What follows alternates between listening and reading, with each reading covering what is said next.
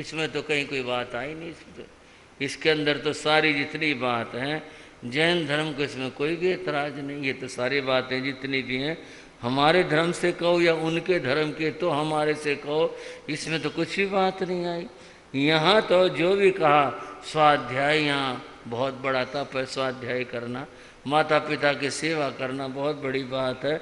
और यहाँ तक भगवती सूत्र में आया, माता पिता को कर्जा ही नहीं उतार सकते उनका, तो उनकी सेवा करके तो भी कर्ज नहीं उतर पाता। जीवों पर दया करना जैन धर्म कहता है। और नृयज्ञ पितृतर्पणम, और कहा गया कि अतिथि का सत्कार करना। अतिथि के सत्कार के लिए श्रावक के 12वें व्रत के अंदर आया। और क्या आया भाइयों? अतिथि संविभाग व्रत। अतिथि के 2 अर्थ होते हैं। एक तो साधु अतिथि का अर्थ है, एक सामान्य अतिथि। कोई भी व्यक्ति अगर आता है तो वह अतिथि है, उसका सत्कार करना, उसको भोजन देना, खाना देना। यह बंधु यहाँ पर अतिथि सत्कार यज्ञ के रूप में कहा। हमारे यहाँ अतिथि संविभाग, उसको खाना देना, उसको हिस्सा देना है। उसको कोई एहसान नहीं कर रहे खाना दे करके। अतिथि के सत्कार के बाद भारत के संस्कृति में बहुत ही महत्व रखती है, बहुत इसका अर्थ है। जिस समय बंधुओं सृष्टि की रचना हुई थी, वैदिक अवधारणा है, और मैं आपको धर्मों की अलग अलग बातें सुनाया करता हूँ। विभिन्न धर्मों में क्या क्या बातें आई, इससे क्या होता है, एक सत्य पता चलता है। यहां भी ये बात कही, यहां भी ये बात कही, और यहां भी ये बात कही। इसका अर्थ है ये बात परम सत्य है, जहां सब जगह पर कहा जा रहा है। जिस समय सृष्टि की रचना हुई, उस समय बाद में आबादियां होनी शुरू हुई थी। मनुष्य का दर्शन बड़ा दुर्लभ था। कभी कभी कोई मिलता था, आओ हमारे भोजन करो, हमारे यहाँ ठहरो। व्यक्ति दूसरे व्यक्ति के साथ इतना आदर का व्यवहार करता था। जब कोई अतिथि नहीं आता, तब जो जहाँ भोजन बनता था, लोग भोजन बनाते थे, और कोई अतिथि नहीं होता तो वो मन में ये सोच करके, आज हमें कोई पुण्य का अवसर नहीं मिला, आज हमें स्वयं खाना पड़ा, ऐसा सोच करके फिर वो भोजन करते थे। एक और बात थी, और वो क्या बात थी कि जब कोई अतिथि नहीं आता तो वो अपने भोजन में से कुछ भोजन निकाल करके, रोटियां बनी हैं, 1 रोटी 2 रोटी निकाली, और निकाल करके कुछ जो उस पर रखना वो रखा, और उसको वो लोग कहीं दूर रास्ते के ऊपर ऐसे आदर के साथ रख के आते थे कि यहाँ से कोई गुजरता हो और उसे भूख हो तो वो इसे ग्रहण कर ले। शायद आप सोचेंगे नफरत से कि ऐसे कौन खाने लगा। जहाँ भूख होती है ना, उसे पता होता रोटी का मोल क्या होता है। और वो ऐसे टुकड़ा फेंक कर नहीं आते थे, आदर के साथ रख कर के आते थे कि यहाँ कोई अतिथि गुजरता हो तो वो वहाँ से भोजन कर ले। इस बात को जयशंकर प्रसाद ने कामायनी ग्रंथ के अंदर चित्रित किया, और ऐसे कहा, अग्निहोत्र अवशिष्ट अन्न कुछ कहीं दूर रख आते थे, इनसे होगा तृप्त अपरिचित, समझ सहज सुख पाते थे। इनसे होगा तृप्त अपरिचित, जिसको हम नहीं जानते, अपरिचित, अजाना। कोई यहाँ से गुजरेगा तो वह इस अन्न को खाकर तृप्त हो जाए, इस भावना से रख के आते थे। दूसरे को खिलाने का कितना मन के अंदर भाव था। बंधुओं, ये जो दूसरे को खिलाने का भाव है, यह अतिथि यज्ञ है। अतिथि को भोजन करवाना, यह इस भाव को लिए हुए। थोड़ी सी और बात, जो लोग आजकल चौराहों पर अन्न रख के आते हैं, जैन धर्म में विधान नहीं है। ये तो अन्न का असत्कार है। लोग गुजरते हैं, पाँव में कुचला जाता है, कुछ ऐसे बुरा हाल होता है। इसका जो मूल था ना, वो ये था, अतिथि के लिए कहीं भोजन रखाना, बस ये था इसका मूल। किसी अजान के लिए, अतिथि के लिए भोजन रखाना, ये इसका भाव था। लेकिन अब ये विकृत रूप हो गया, खराब हो रहा है, पाँव में कुचला जा रहा है। पहले लोग चौराहों पर दिया जला के छोड़ के आते थे। आप कहोगे बड़ा खतरनाक काम है, मैं कोई अनुमोदन नहीं कर रहा कभी आपको महाराज जी, क्या ऐसा करा जाए? नहीं, कोई अनुमोदन नहीं। बात को समझा जरूर जाए।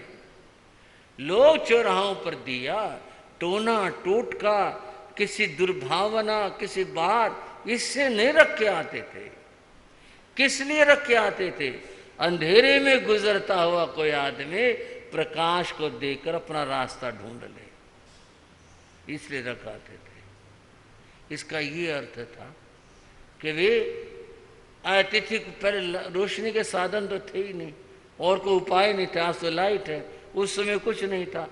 चौराहे पर दिया जलाया जिससे चारों ओर से आने वाला आदमी रास्ता ढूंढ ले, इसलिए था। एक शब्द है शनिचर कहते हैं उसको।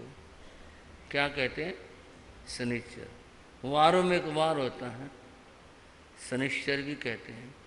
मूल शब्द है ये शनैश्चर। शनै, शनै चर, धीरे धीरे चलो, चौराहा है आगे, ऐसा ना हो दुर्घटना हो जाए, इधर से कुछ आ रहा, इधर से कुछ आ रहा, टक्कर हो जाए। कैसे चलो? शनै, शनै, धीरे धीरे चलो। इसलिए आज चौराहों के ऊपर बत्ती लगाई जाती हैं, उस जमाने के अंदर दिया रख के आते थे। मैं दिए की परंपरा को दोबारा नहीं कह रहा, मैं तो आपको इतिहास बता रहा हूं, किस बात का क्या इतिहास था, क्या रूप था, और लोगों के मनों के अंदर कितने भावनाएं होती थी। अतिथि सत्कार यज्ञ, अतिथि का सत्कार करना। एक बार महाराज युधिष्ठिर ने यज्ञ करवाया, बहुत बड़ा यज्ञ करवाया। उसमें बहुत लोगों को बुलाया, संत महात्मा ब्राह्मण सब लोगों को बुलवाया। तो यज्ञ में तो फिर खाना पीना वो सब, और वो भी सब होता था, अग्नि कर्म भी होता था। तो बहुत लोगों का खाना हुआ वहाँ। महाराज युधिष्ठिर बैठे हुए थे। उन्होंने देखा कहीं से एक नेवला आ गया। नेवला तो समझ रहे हो ना, एक जानवर होता है।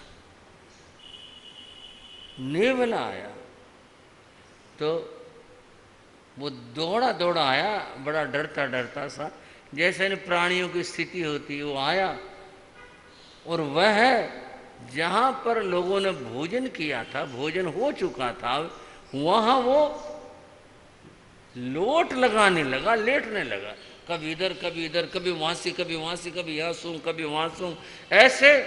और वो सारे को फिरता फिरा। पहले तो महाराज युधिष्ठिर उसको देखते रहे, बताओ जीव क्या क्रीड़ा कर रहा है, कभी इधर कभी उधर, कभी इधर लेट कभी उधर लेट। जब वो ऐसा कर रहा था तो युधिष्ठिर ने सोचा, होने हो ये कोई चीज ही हो, क्या पता, मैं इसको साधारण जीव समझ रहा हूं, क्या मालूम ये कोई दिव्य चीज हो। उन्होंने कहा, हे नेवले, आप कौन हैं, आप अपना परिचय तो दो। और अगर आप भोजन के लिए आए हो, बड़ी कृपा होगी, आप भोजन करो, भोजन उपलब्ध है। उन्होंने कहकर कुछ जो बना था पूड़ी, कुछ जो था वो मंगवाया, रखवा दिया। नेवला उधर आया, उसने सूंघा और पीछे हट गया। फिर उन्होंने कहा, आप भोजन भी नहीं कर रहे हो, क्या बात है, आप क्या चाहते हो? वो नेवला मानव भाषा में बोल पड़ा। जो ख्याल था ना कि भाई ये कोई ऐसी दिव्य वस्तु ना हो, कोई जीव ना हो, क्या है, वो मानव भाषा में बोल पड़ा और बोला,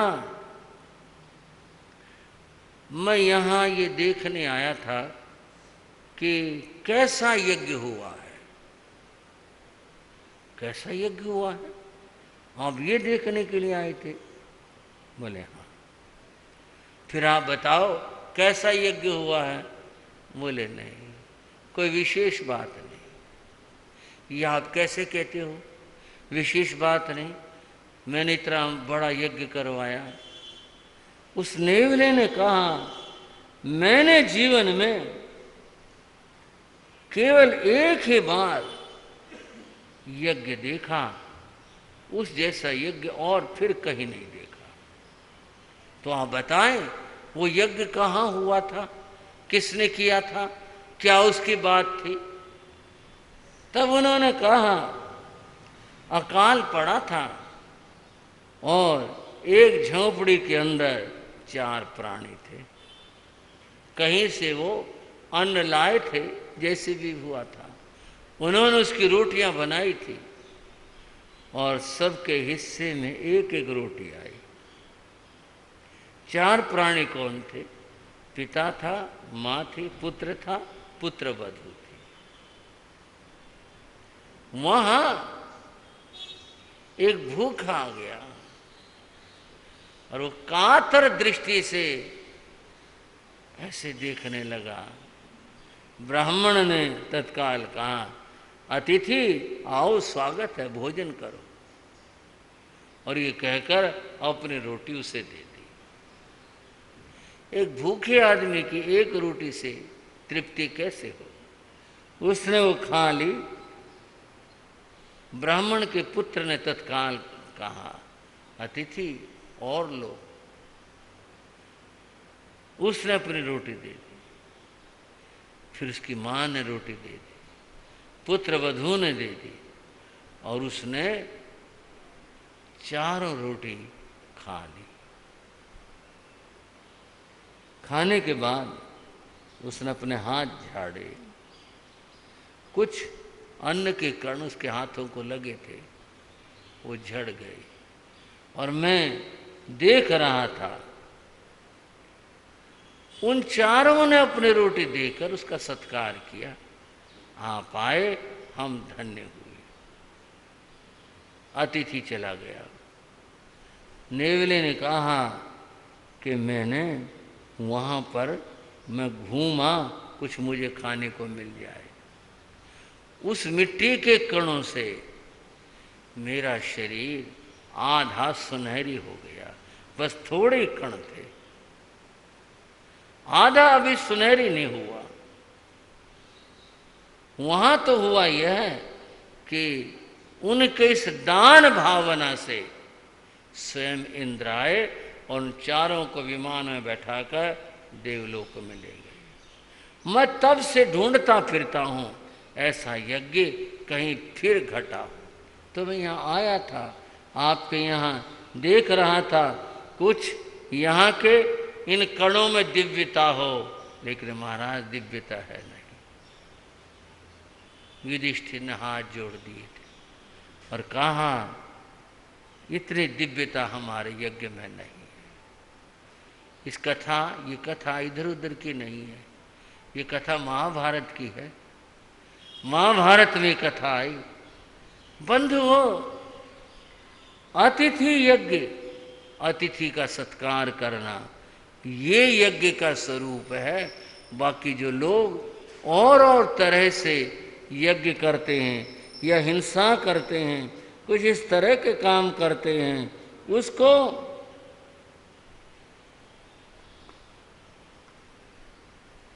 हिंसा करते हैं उसका भगवान महावीर ने और जैन धर्म में उसका विरोध माना गया, वो नहीं। तो चार बातें यदि इस रूप में की जाएं, यहाँ तो अग्नि का उसका कोई प्रसंग ही नहीं है, यहाँ तो सीधे सीधे धर्म की बात है। अब यहाँ नमिराज ने क्या उत्तर दिया, जो सहसंग सहसाणं मासे मासे गवंग दये तस्वी संयमों से वो ए दिन तस्वी किंचनम। उन्होंने कहा तुम दान करके, वे बोले जो सहसंग सहसाणं, कोई व्यक्ति 10 लाख, कितनी क्या संख्या बोली मैंने, 10 लाख गायों का दान करे, यानी इतनी सारी गायों का दान करता है और प्रत्येक मास करता इतनी। और दूसरा व्यक्ति संयम का पालन करता है, दूसरा व्यक्ति संयम का पालन करता है। तो उन्होंने कहा संयम का पालन करना ये सबसे ऊंची बात है, और ये जो सब है बाहर का दान करना, ऐसा करना, यह नहीं।